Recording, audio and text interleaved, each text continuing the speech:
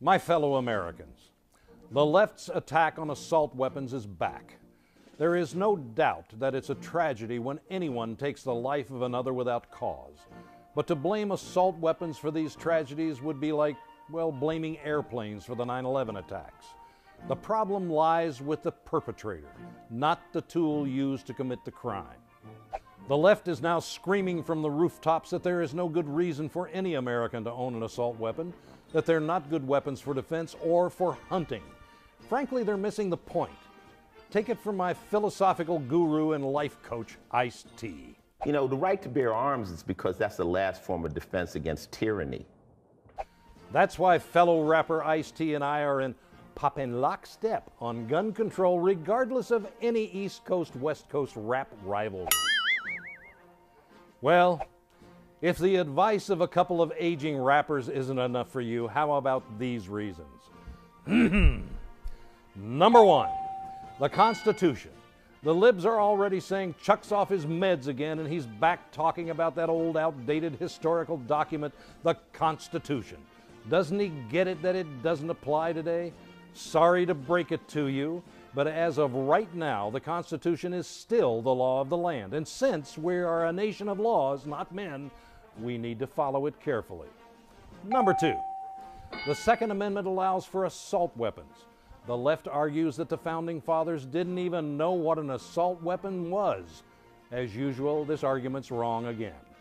To say that the Constitution limits the kinds of guns we can own would be like saying it also limits the kinds of religion people can practice.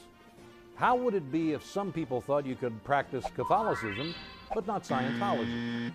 Our Founding Fathers wanted every citizen to be armed equal to the army in case of takeover by a tyrannical government.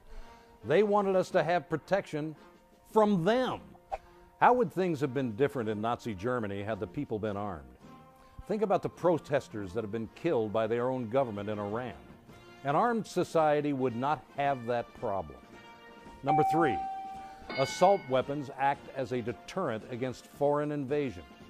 During World War II, the Emperor of Japan instructed his commanders to plan an invasion of America.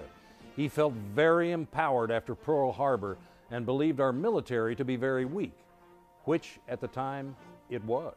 The commander-in-chief of the Japanese Navy, Isoroku Yamamoto, told the emperor, and I quote, "You cannot invade the mainland of the United States.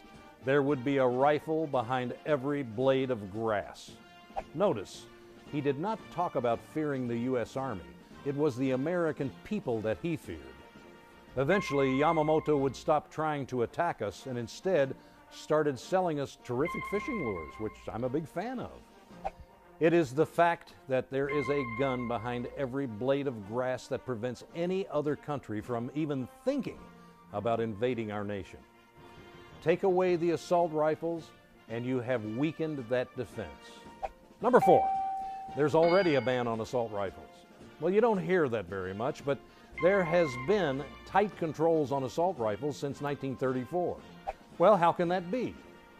The U.S. military defines an assault rifle as something that can fire intermediate-powered cartridges on selective fire.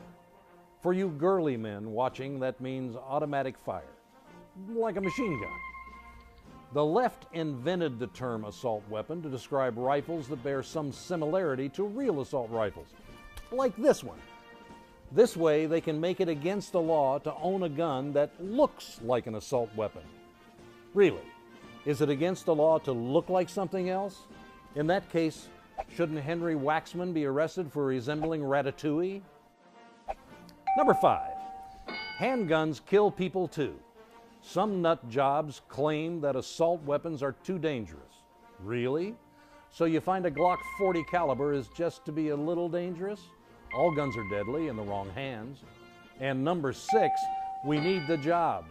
The gun industry employs 184,000 people, and these are good paying jobs averaging $45,000 a year. A ban on so-called assault weapons will result in laying off thousands of these workers. But of course, that's no big deal since we don't have an unemployment problem. Crazed criminals shooting up innocent people is a tragedy. But all the gun bans in the world will not stop them. Criminals will always find the weapons they need to carry out their crimes. The only people that will be going unarmed are the law-abiding citizens like you and me. When you hear people talk about banning assault weapons, know that the real assault weapon is the liberal media. They are attacking your constitutional rights. It's a slippery slope.